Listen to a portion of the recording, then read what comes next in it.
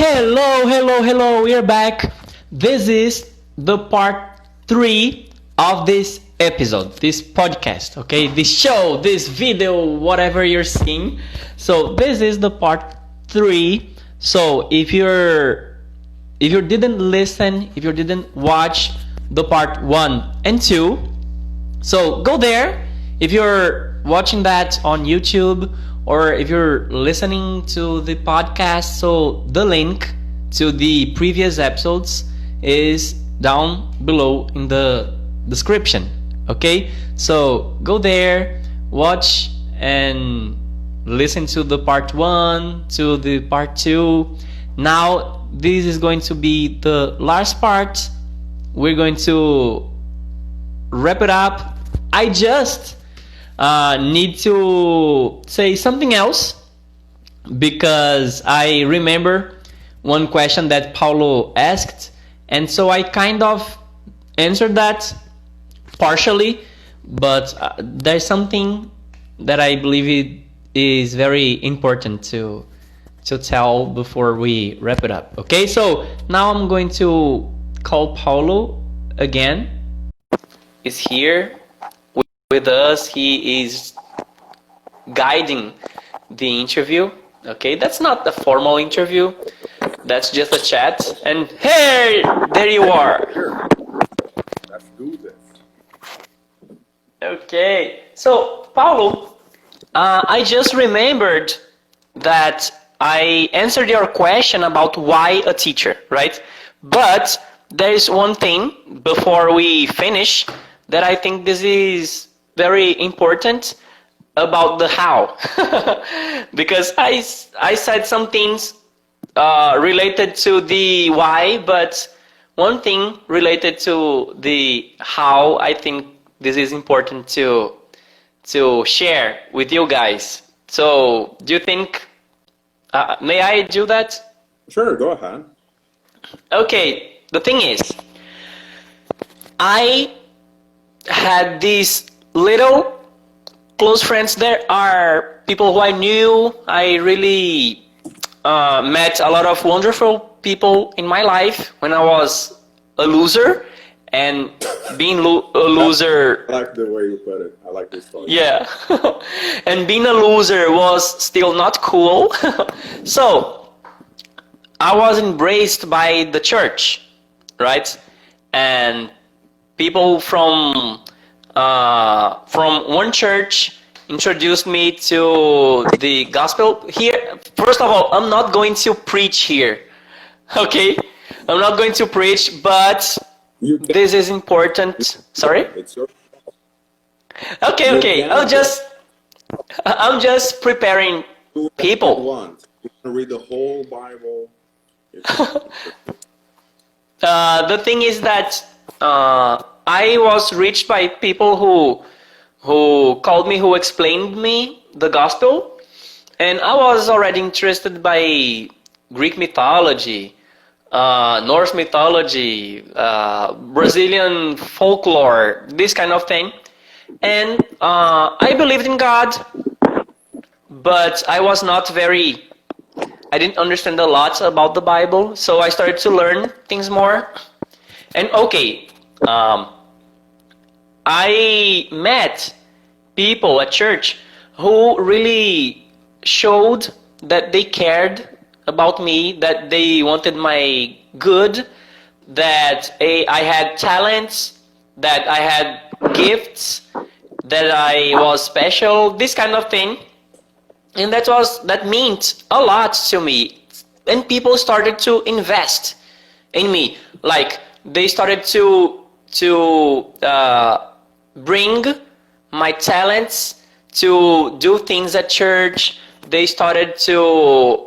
I mean, for me, I could discover myself and have a lot of space at church, and I was in touch with missionaries. Okay, that's... So that's how I met... Sorry? And that's cool, and that's international. Yeah, that's how I started being more in touch with people from abroad, especially English, and I started to live in a how can I say? An environment. Good, that's the word. I started to live in an environment which I could contact with English. I could try to do so, and I was always studying. I went to worship. I helped the doing voluntary works, etc., and help the people who needed. And I was one of the people who was in need. Good. And the church helped me, and I was doing the same thing for others, so now I could help. And to be honest, there's something selfish from my side to do that as well, because now I would save people. You know, that's something that helped me. I was not alone as well. I had teams, etc.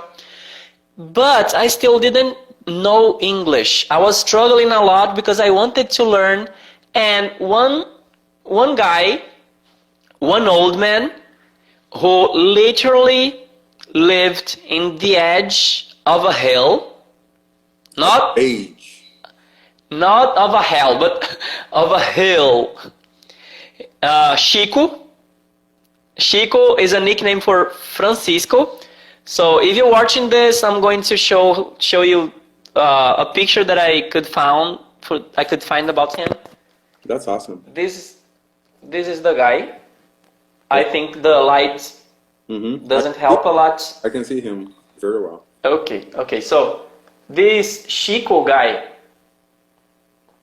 he lived in the edge of a hill, and as I said, I was friends with the lady of the library of the school.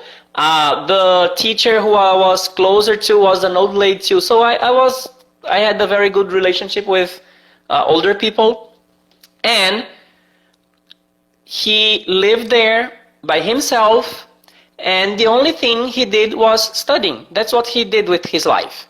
And he always has some goals, and his goal at the time was learning English, studying English, understanding English. He was all about that. And then once that I was in his home and he understood my case, he said, okay, now you go and take this. I'm taking something here.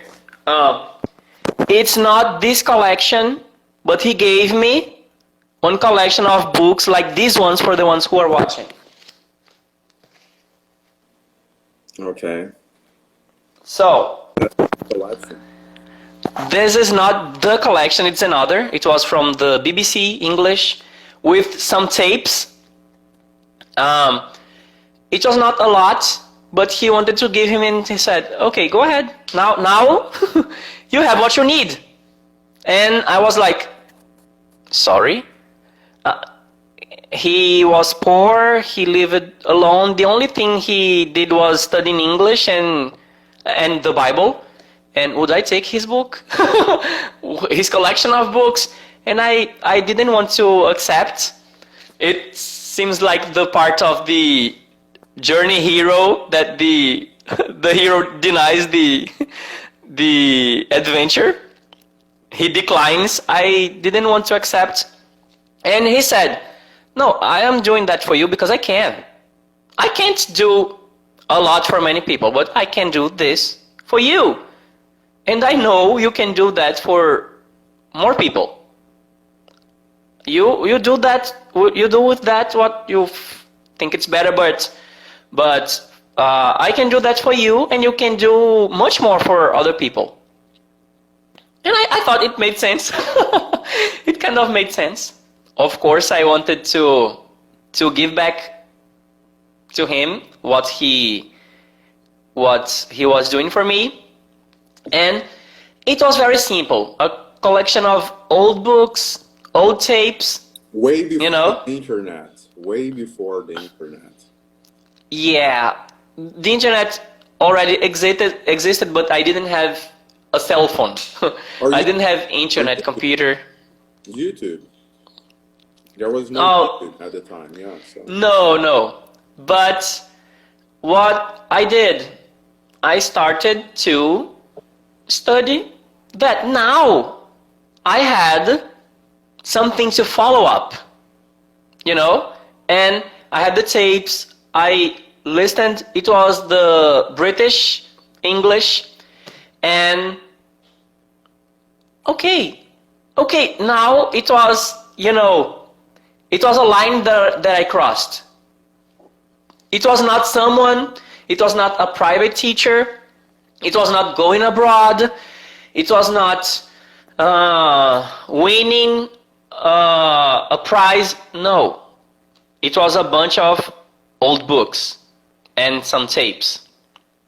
And that meant the world to me, that changed the game, that changed my life, because I saw that many people wanted to do things for me, because when you're a hard worker and you're with people start to try to help you. Not everyone. So you don't have to expect people to do things for you.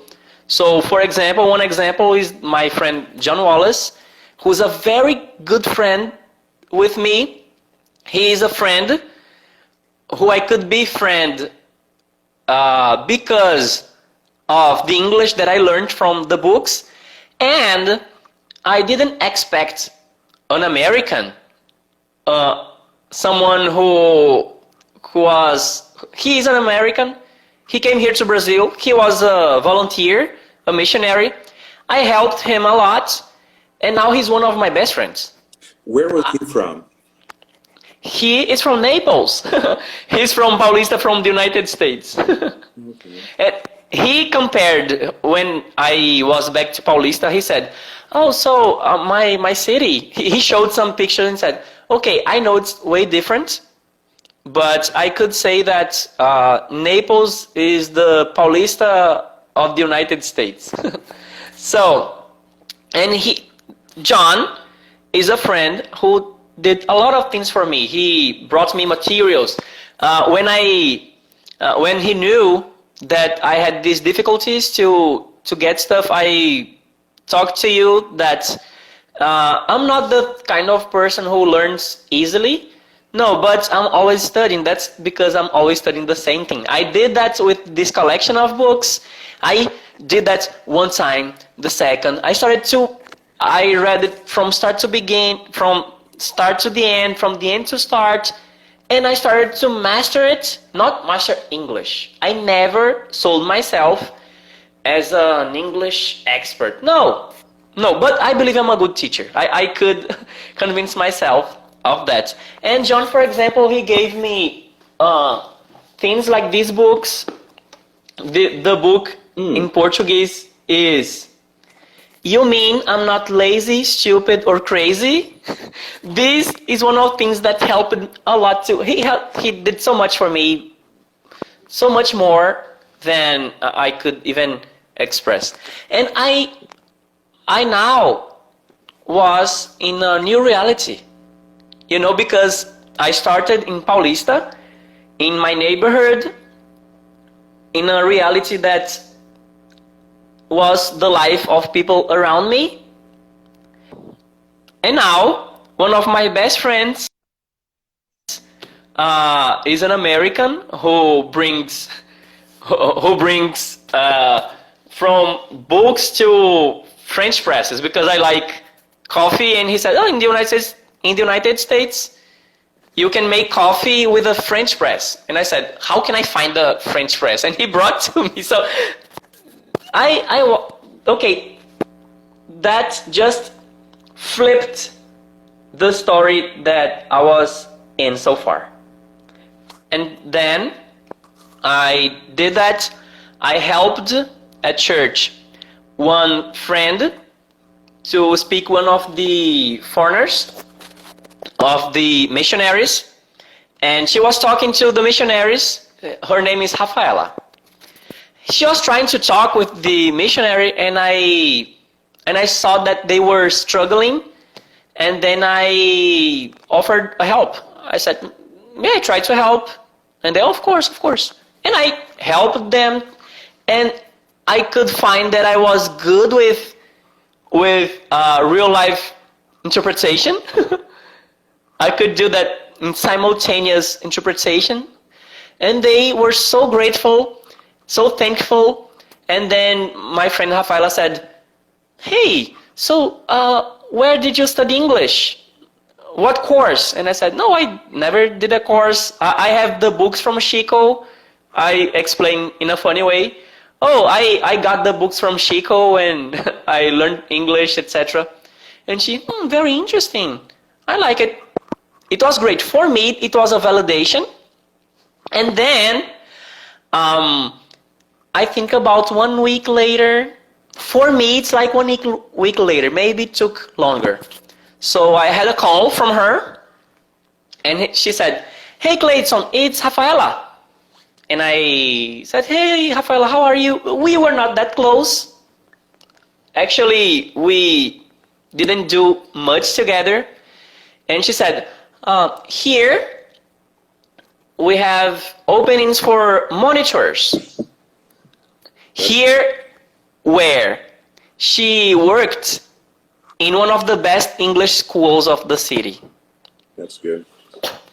And I didn't remember. If I knew that, if I remembered that, I would not try to help her, because I would say, she works there, she studies there. If she can't, why why would I be able to help? So now it was like I had a mind blow. Oh my goodness. She works there and she studies there, and now she's offering me a job as a monitor. The thing is, I would not receive money. I would work there and I would receive a spot to study there for free. I could study there. I could okay. I would receive. Okay, I would study there. Sorry, I'm trying to explain that in a simple way in English, but the simplest way is I would study there for free. All right. And then, that's, since I was being there and seeing the different methodology, Amanda is saying material. Yes, I didn't receive materials actually, but I had a lot of help. And I could see the different methodologies of the teachers there. It was different from school, you know? And the coordinator, which was a lady from church as well, she was saying, Cleydson, I always thought that you would be a great teacher, and I want you to be a teacher here. And what? At church? We give classes too, and I started giving classes at church, etc. But I could not see myself as a teacher, and then I started to do something. That's how, since I started to study English in a good school, I started to give classes somewhere else. I started to give classes as a volunteer, and then I started to get small groups. Didn't receive a lot, but that's how I started to teach. I was putting myself in a spot of a teacher. Sure. And then I was hired by this school. I worked in the office of the owner of the school. I had a lot of help for sure. Some friends of mine who were teachers, many people from the church was there in this school. And that's how I started. And then I went from this school called Britannic, and then from there I went to Cultura Inglesa. I worked at Cultura Inglesa as well. So that's how I started not only studying English in good institutions, having opportunities, but also I already started as a teacher. So Good. I started both by studying in good institutions, teaching, and that would never ever happen if I didn't get the old books with no internet, No YouTube. no YouTube, with no private teacher, no interchange, no traveling abroad, and with people who spoke English who I could try to talk to with no fear of being. The good thing about being a loser is that because, okay, what else would you fear? Correct. Right?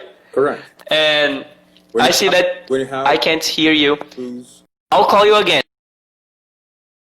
What I can do to bring you back, okay? I'll bring you back and give the microphone to you. Okay, I'm going to call Paulo again. So guys, if you have any questions, we can see the comments. Sometimes we cannot answer the time you say, but now I'm going to pass the microphone to Paulo. Sorry, Paulo, for taking longer, but I thought this part of the story was important. Sure. Can you hear me well? Yes, of course, I can. Question. So you said your friend John was American and he was from Naples. Where is that, United States? Naples is in Florida. Oh, Florida. Okay, Yes. good. All right. And he's now one of my best friends. He's part of the family now. Good. So you've been friends for a long time. Mm-hmm. That is good. Yes. Good. And he helped me a lot. So every year he used to spend his holidays here. Of course, he was going to do volunteer work, etc. But he stayed at my house, and so I could live with an American, besides the works that I already did for church. So I always traveled with natives. I did work, etc. I lived with natives without the need of going out of Brazil. So if you guys want to practice, if you need to be in touch with English and you cannot go abroad, there are a lot of volunteer work to do, and there are missionaries who come from abroad to do that in your in your neighborhood, in some some places where they need help. So you can go help, and you can receive the prize of not just being a good citizen. No, but you are going to learn a lot too, and that helped me to improve and have more contact, to be more in touch with other realities. Okay, the realities of the people in Brazil are similar to me, so I could help the gringos. And I could be more in touch with people from the United States and other places. So for me, it was very okay. That's the way I did, and you can try to do that too.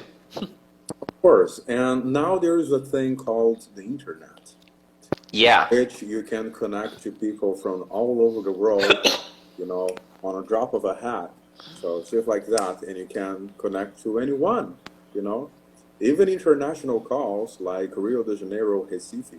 So you can do the whole.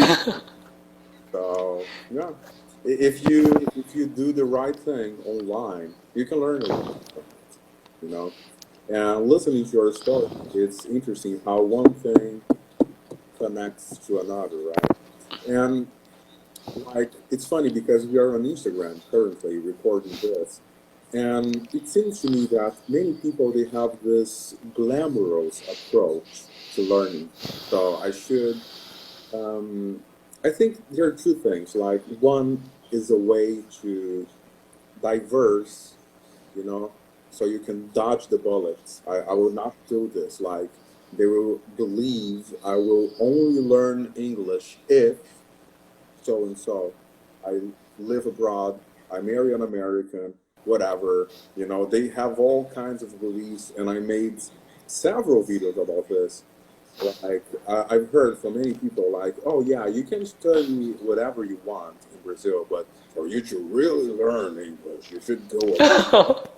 And say, yeah, whatever. And I was talking before we got into this last session, this last stream, I was talking to my YouTube audience exactly about this, you know, that since I started teaching English, it seems like a thing of fate that a lot of people would come to me saying things like, well, I've been to many courses, I've been to Tortura Inglesa, I've been to course X, Y, Z, and that was a student of mine that coined that name, Tortura Inglesa, said, oh, that's...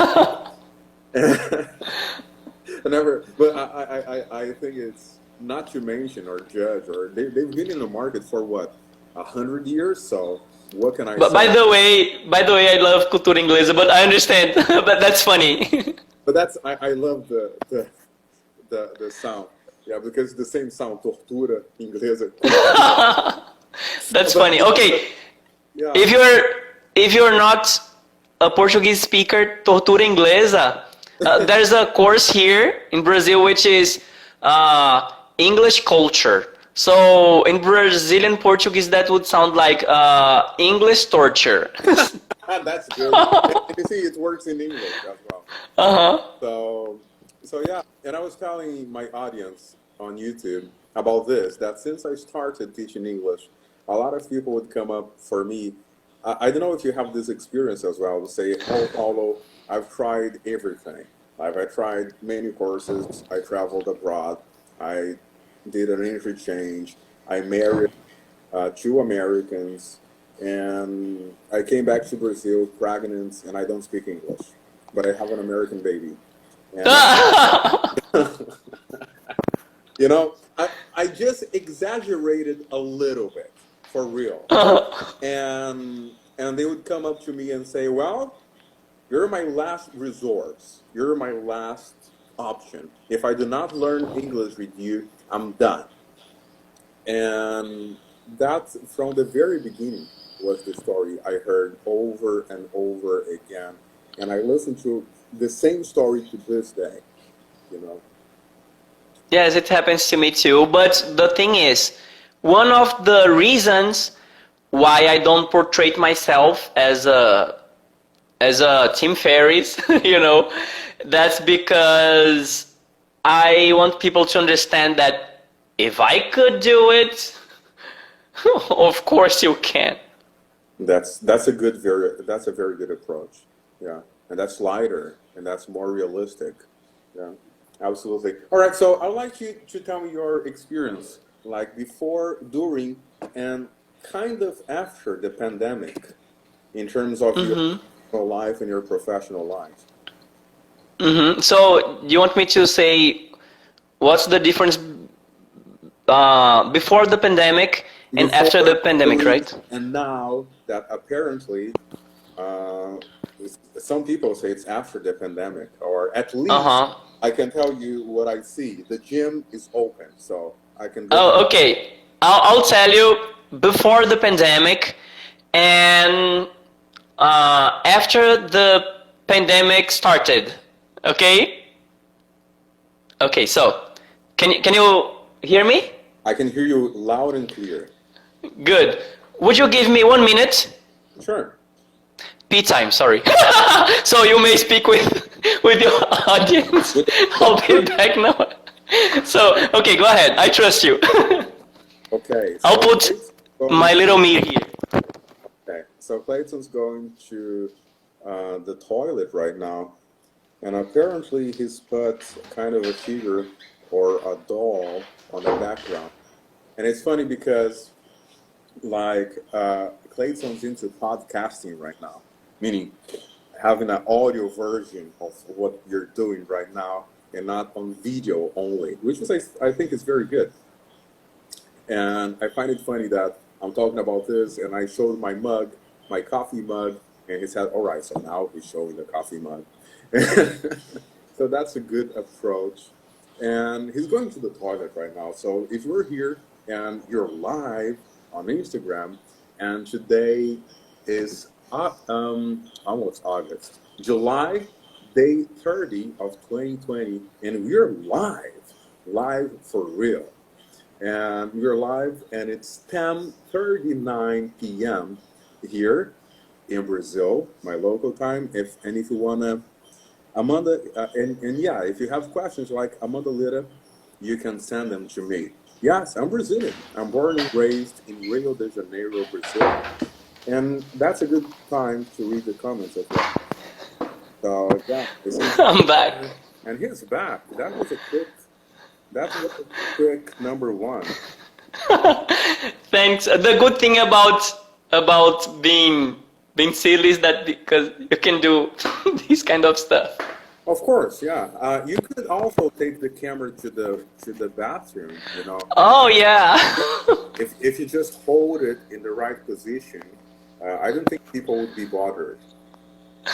I'm sure next time I'll do that. Yeah, I did something very similarly online as well. And I remember once I had this. Now I think I can behave a bit better on camera. But I remember once I was doing a transmission like this, and with a former student of mine, which is very good, like he can communicate very well now in Portuguese, English, and German. And we were having a conversation online on my YouTube channel, and I said, hey man, I gotta go to the bathroom real quick. And he said, all right, no problem. And then he kept on talking to people, and then when I came back, I was literally zipping my pants. And I said, all right, so let's go on from here. And he was and he was shocked. I said, oh man. And then if that's not funny enough, later on, he had a print of exact the moment in which I'm zipping my pants, and the look on his face that is like he's doing it live. You know, that's the real deal. I'm not here to fake it. I go to the bathroom. I happen to. I didn't zip it in the bathroom. It was not obscene as well. I didn't hear the end. I didn't want to interrupt. I think I have to call you again. Then I answer your question, and then we are ready to wrap it up. Okay? So when I get you down, I'm going to answer some comments, but I'll get you back again. Okay, guys, because sometimes we have some glitches, and I cannot hear people. So I'm getting Paulo here again. Amanda is asking if Paulo is Brazilian, right? Are you Brazilian? Who else? Rafaela came in. Tony said, wow, it's a pleasure to see Nideck here live. Okay, when he gets back, I'm going to tell him these two comments. I'm going to ask Paulo. This is the third part of three parts interview. That's not actually interview. I'm going to call it an interview because it's going to be easier for people to understand that Paulina is giving me a kiss. Hello, Paulina. Mwah. Paulina is my stepmother. Paulo, I called you already. Oh, it's saying that you cannot. Paulina is my stepmother. In Brazil, we call madrasta, but I call her boadrasta because in Portuguese, bom ou boa means good. Okay, Paulo. Sorry, it was some glitch. Go ahead. Yeah, so I was told that I was zipping my pants online and live on video. And he was shocked by it. And if that was not funny enough, I told you, like he had later on, when we had time to process all that emotion and all that chaos that happened online for 3 hours straight. And he, a couple of months later, he took a screenshot of exactly the moment that I was unrivaled, My goodness. my pants, and he had that face on.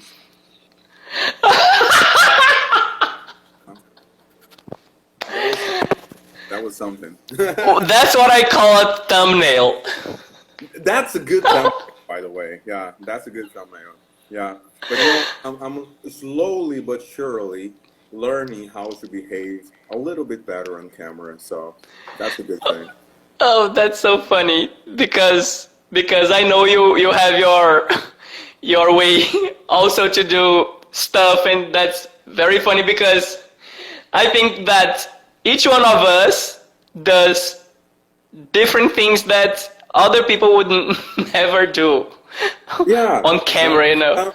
Yeah, because like we're doing this live, and I think it's been a month that I don't go live or something, because I used to go live every single day. I remember. Yeah, for almost 8 months or a year, and I was really addicted to live streaming because of the adrenaline and the reward and the likes and the views and that pleasure that would give me on a daily basis, And I remember, that was like my to-go thing. I would wake up, go to the gym, record videos, and I did this like for 8 months, and I had my share of it, So now, now I am slightly different angle working. I don't want to be alive that much anymore. So that is a good thing. But that was productive. Yeah, more productive. I focus on things that make more money, really, and and but yeah, I had my share, and it was a great time. I learned a lot, like how to. I think live streaming is a very good training for recording videos. I remember. You're totally right. Yeah, I remember when I was in YouTube studio, São Paulo, which doesn't exist anymore. Yeah. I would record the videos with them, and they would go like 1, 2, 3, and let's do it. And I would say, yeah, let's do it. And I would have my catchphrase in the beginning and say, e aí, tudo bem? Como é que você tá? Aqui é o Paulo Nideck e tal. And then I would go on from there. And I have a mistake. The mistake is live, and I would correct myself. Let's do it. And people would say, oh, all right, no, corta. Oh, cut it. No, all right, so let's stop. Let's do this again. And I said, yeah, whatever. And I was game on, Like once you hit record or you're live or I'm live, I'm doing it, So like not much to be ashamed on camera. And yeah. Yes, and that's something interesting because I would say that the more you go live, the less you need to edit. But the thing is, some people think that going live on Instagram or YouTube is just like real life, but it's very different, right? I used to be ashamed of record myself, but it's a very different experience. When we go live, it's closer to the experience of being with people, but it's not the same thing, Yes, we need to behave differently, right? It's different. Of course, Instagram is not real life, Yeah, you're right. Or does it mirror real life? Nor does it mirror real life, So it's nothing like real life. But there was a point, like when I was going live very, very, very often, like 3, 4 times a day, I would record myself on the toilet. Wow. and people wouldn't be aware because I was just recording from this, Ah, you know. And I would literally have a pitch sale online and say, all right, so we're doing it. And I had this stupid shit, and I was talking to you. All right, so if you're very serious, you know, with a deep voice, so all right, if you're watching this, and this is a great time for you to buy my course. So it is a fantastic opportunity. You just hit in, and there's a button right below here, and I was in the toilet. So, my goodness. so yeah, but that's in the past. I don't think I'm recording videos on the toilet anytime soon. You're amazing. You're incredible. Yeah. So now I'm going to trying to answer your question. Sure. Very summarized, because I think we are already running out of time, and so we can wrap it up. All right. So you were asking after and before and after the pandemic. The thing is that I always was willing to work for myself, and especially not needing to go somewhere. I mean, I know it seems lazy, etc., but that's the reality. I wanted to work for myself in my rhythm, in my time, and I wanted to do something creative. The thing is, all the businesses that I started when I had contact to internet was to do online, especially because I thought that I would be more available to be at church, to go camping, this kind of stuff. But then I wanted to be independent, you know, I wanted to work. I wanted internet, a computer, and customers. That's what I wanted. So I built that step by step. If you go to my website, Meu Clube do Inglês, I did it myself. So, and I had opportunities even to have my own school, and that was a gift. It was a present, but I thought it was too risky, especially because I was still studying. I couldn't be there. I couldn't make it my priority, but it was a gift.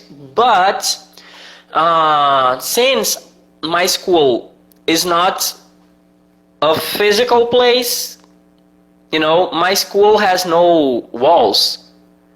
My school has no ceiling. You know, so now I used to have, after we closed the physical unit of it, I now could get groups of students to go to a coffee shop, you know, and be there. I got some groups of 5 students, went to a coffee shop, and that's my group. Coffee shop in Recife or in Amsterdam? Because I know you've been to Amsterdam. Yes, I love the coffee shops here. For the ones who don't know, the coffee shop in Holland is a good place for you to get alternative kind of of consummation, right? So I didn't try it out. Some people say that I lost my chance, my experience, but next time I'll try to do something different, but I don't know if that exactly. But I could get people together in squares, in the mall. When I have a private student, I can go to him, and I have my online group, which has always been my priority, my online space.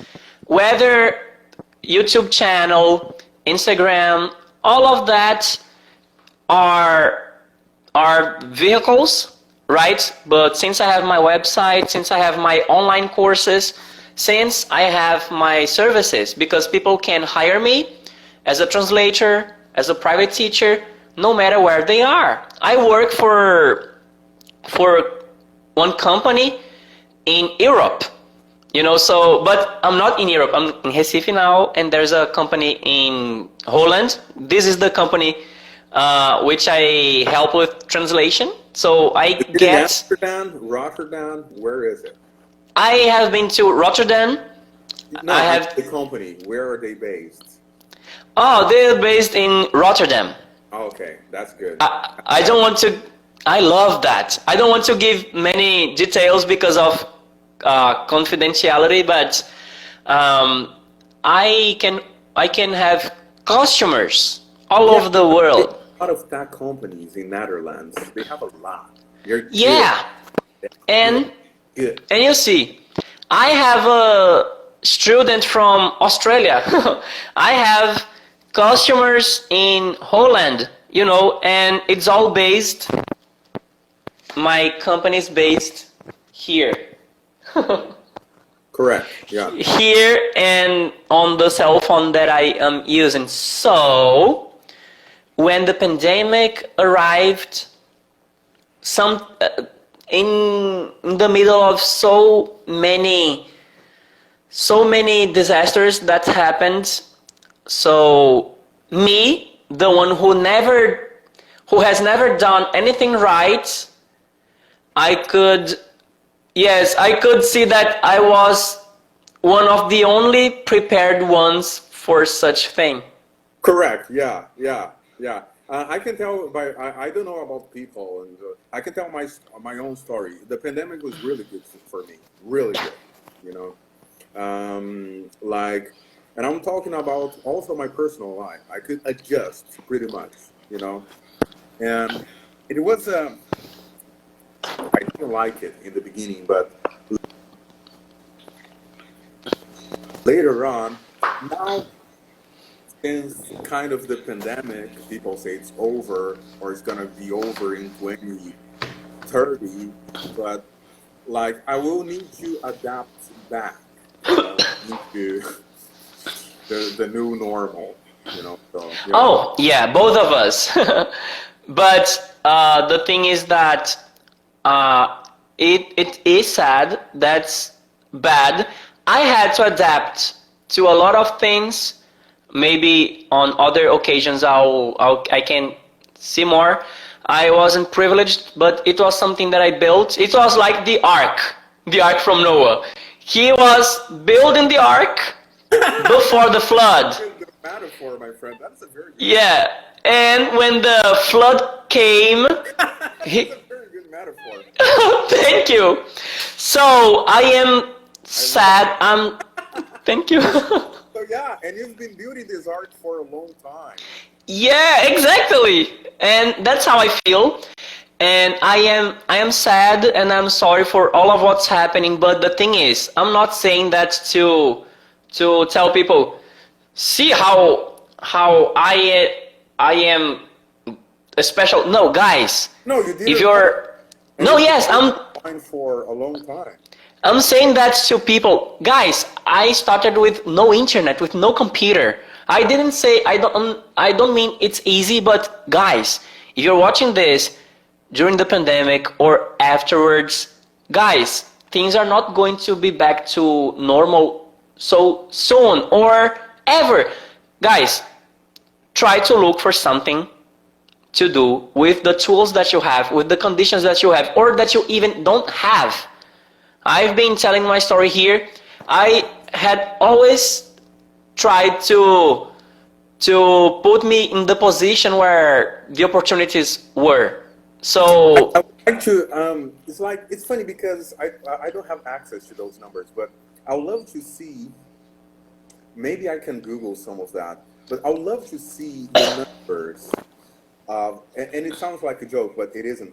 I would love to see the numbers of the pornography during the pandemic, because I'm pretty sure the business, the views, the whole thing should have been skyrocketed, you know.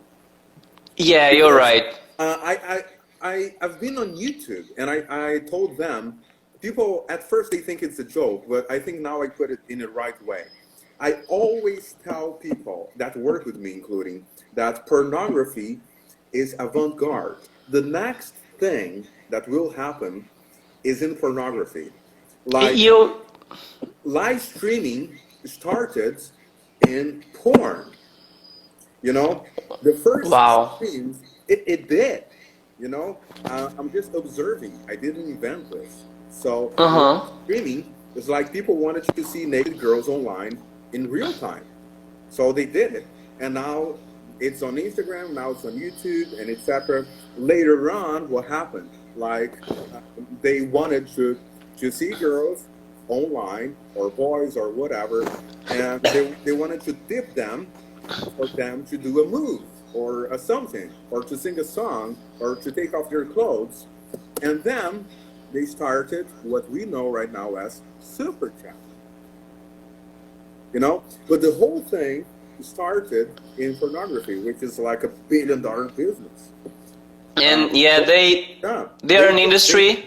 they know what they're doing. They know what They're it's an industry that even with the pandemic, even under quarantine, people can use their phones to keep it moving on, right?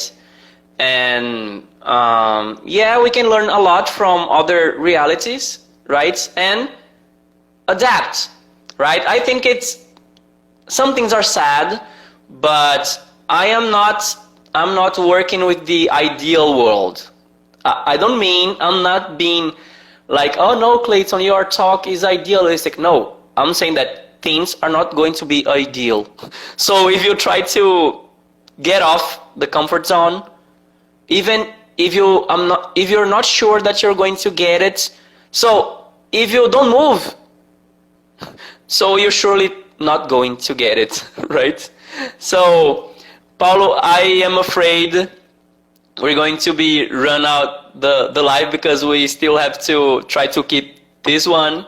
If you have anything else to say or to ask, I'll be glad to ask. But beforehand, I want to thank you a lot. I'll give you the word. I just want to say how thankful I am because if the live shuts down, I want to have that recorded because I don't think that I trust a lot of people, but I don't think that this would work this way if there was someone else with me. My friend, I can tell you the same. I'm very happy that I had the chance to learn and know a bit more about your story. And you have a beautiful life story. So, and I know that some of your students, they also tell you this, like they learn not only from your teachings, but from your life story. So that's really powerful right there. And just I see 50 minutes right here. Uh, I've been drinking coffee while we talk, and I'm gonna call you. You tell your wife because if I cannot sleep tonight, you tell everyone in your home that if I cannot sleep, I'm gonna call you. Yeah, Okay. because I've been drinking coffee from the whole conversation, and if I do not sleep, that's your fault. Okay, that's worthwhile. And Paulo, thank you so much. Of course, I want you to come back all the time, so to talk in English and more about you. This time things were about me, but I want now to talk about other things to have a more fluent conversation, right? To go with the flow. I thank you a lot, because it means a lot. It's a new project, and I am pretty sure this is going to be available for other people, not necessarily Brazilians. And I'm glad you're here with me, and thanks a lot. I couldn't thank you more. You're welcome, my friend. It's my pleasure. Sorry, I can't hear you. I'll call you again. I'll say some last words. Can you hear me? I can hear. I'll call you again. Right. I'm going to call Paulo for him to say goodbye. So guys, follow Paulo Nideck. you see, he doesn't look so, but he's sweet. You know, he's a very light-hearted guy, and I trust him a lot. I am very selective with friendships. Of course, I like to have a lot of friends. I like to meet new people, but long-term friendships are difficult to have good ones, right? I already called him. Why is it taking so long? No, Paulo, don't leave now. I want to finish this live with you. I already called you. Okay, I'll call you again. I'll call Paulo again. I'm afraid that the live shuts down before we say the last words. Okay. Okay, Paulo. Last words. Last word. So yeah, I just want to thank you, Cleydson. So anytime you want to do this again, just tell me. We schedule a time, and we're on. So thank you. Good. For being here. Okay, so now we have the dawn time to keep speaking, right? If I do not sleep, I'm gonna hunt you, and I go. Okay. So guys, thank you so much for being here. Go follow Paulo Nideck and Paulo Nideck. And see you then. Bye bye. Thank you so much.